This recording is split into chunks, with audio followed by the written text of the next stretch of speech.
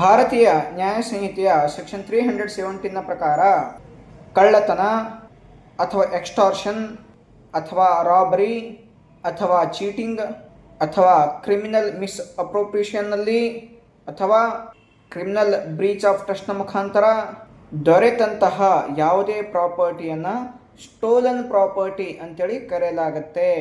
ಈ ಎಲ್ಲ ಕ್ರೈಮ್ಗಳು ಭಾರತದಲ್ಲಿ ಅಥವಾ ಭಾರತೀಯ ಆಚೆ ಕಡೆ ನಡೆದಿರ್ಬೋದು ಆದರೂ ಕೂಡ ಅದನ್ನು ಸ್ಟೋಲನ್ ಪ್ರಾಪರ್ಟಿ ಅಂತೇಳಿ ಕರೆಯಲಾಗುತ್ತೆ. ಒಂದು ವೇಳೆ ಅದು ಮರಳಿ ತನ್ನ ನಿಜವಾದ ಮಾಲೀಕನ ಹತ್ತಿರ ಅಂದರೆ ಲೀಗಲ್ಲಿ ಎಂಟೈಟಲ್ಡ್ ಪರ್ಸನ್ ಹತ್ರ ಹೋದರೆ ಅದು ಮತ್ತೆ ಮರಳಿ ಹೋದರೆ ಅದನ್ನು ಸ್ಟೋಲನ್ ಪ್ರಾಪರ್ಟಿ ಅಂತೇಳಿ ಕರೆಯೋದಿಲ್ಲ.